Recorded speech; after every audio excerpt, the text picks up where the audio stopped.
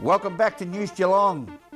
Perched high on the majestic cliffs of the Bellarine Peninsula amidst rolling paddocks and vines is the iconic winery and restaurant Jack Rabbit, with its award-winning Riesling and Sauvignon Blanc wines, tempting the taste buds of our resident sommelier.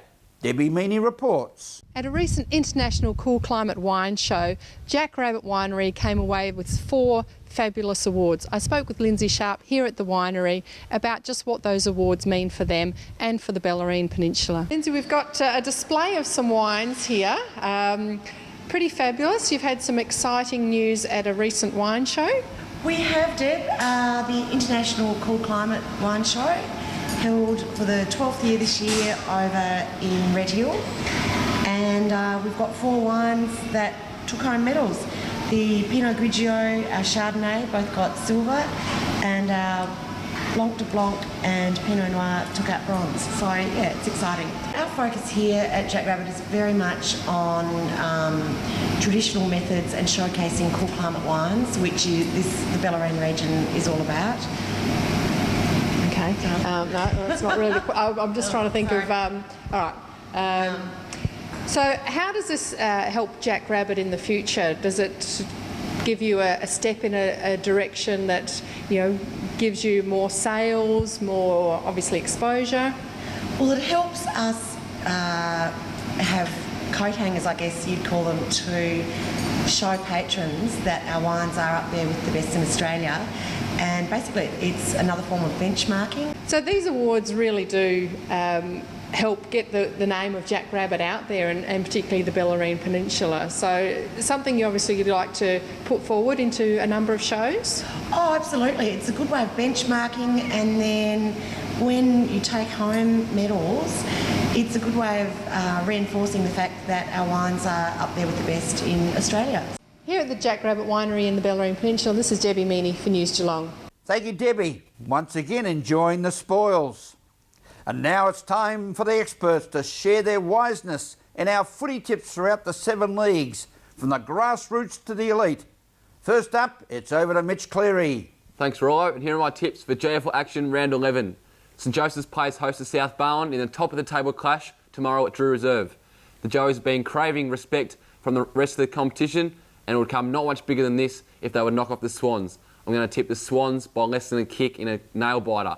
In other games, St Mary's to beat Geelong West St Peters, Bell Park too good for Colac, Newtown Sherwell to beat Grovedale, St Albans to beat Lara, and Leopold to bounce back over North Shore. And Nathan Curry's tips for BFL action round 12. He's taken Anglesey over Port Arlington.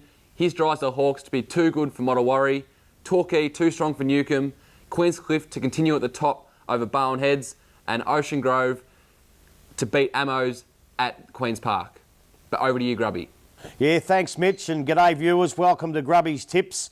Once again, for round 11 in the WRFL, we'll go for Altona to beat Hoppers Crossing, Albion to be too good for North Footscray, Port Colts again to be too good for Sunshine Heights, Spotswood to beat Deer Park, and St Albans to beat Sunshine.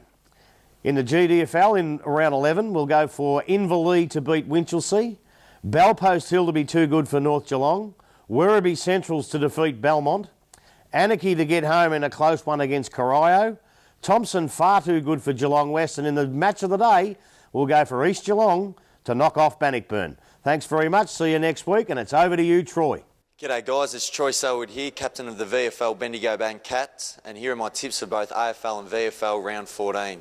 In the AFL, I'm tipping Hawthorn to defeat Carlton, Collingwood to beat Freo, Adelaide to beat Richmond, West Coast to get over Gold Coast, Essendon to beat the Western Bulldogs, Sydney to defeat Greater Western Sydney, Geelong to defeat Port Adelaide, the Lions to get over Melbourne at the Gabba, and also the Kangaroos to defeat St Kilda.